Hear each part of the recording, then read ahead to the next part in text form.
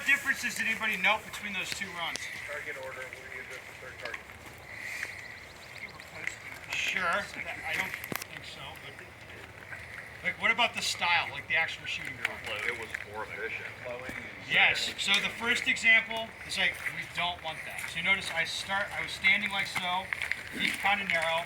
I shot some stuff, and you should be like, okay. Then I took off to move, and because my feet were close together, you saw me kind of drop down and kick my foot out, push myself off. Then I ran to where I wanted to be. I was like, oh, here's some targets to shoot. Stopped. Then the gun came up, and then shot. Okay, that's not what we want. The second example is what we want. Start, feet spread apart, knees bent. So think about the way you'd start if you're going to run a foot race. Like if Joel and I were going to race to the berm, I wouldn't start the foot race here standing like this. I would start like, okay, I'm getting ready to actually run. So that's what we want to see, where you stop in a position ready for the next move.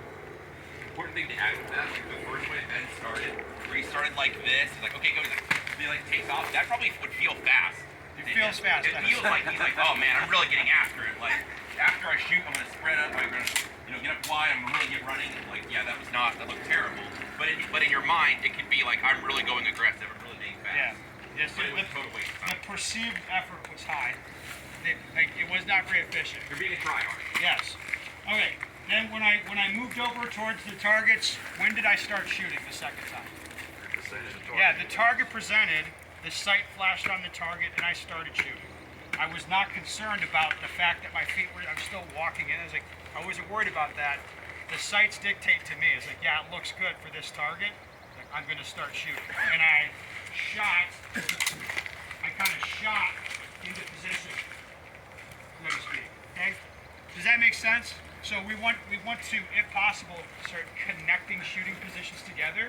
Like yesterday when we were shooting the drill with the barrels, the gun just stayed up. Even though you're moving, it's like, yeah, the gun's going to stay up, and I'm going to keep shooting targets if they're available. Here, it's like I want the gun up early because I know I'm going to be shooting, and I'm looking for the target. I see the target, the sight goes to my vision, and I start shooting as soon as the sight tells me. I'm not worried about stop, then shoot. We don't want that. We want to shoot our way into position. Okay? When you're training on this, you'll be focused a lot on setting your feet down gently. So I want to move into position. You can see gently I'm setting my feet down as opposed to really rough, like this. Can I shoot effectively like that? No. I want to have a little bit of finesse. So I want to come into position smooth and gentle. Plus you wouldn't look as cool. Not looking cool is important. The other thing that people, for whatever reason, get wrapped up in is this, like this is just a vision barrier, whatever. Yeah. But people will get really close to this, where they have to like bring their gun back in and then come around. Or maybe nobody else has done it but me. But it's tempting to stop and shoot this target and then like keep stepping to shoot more targets.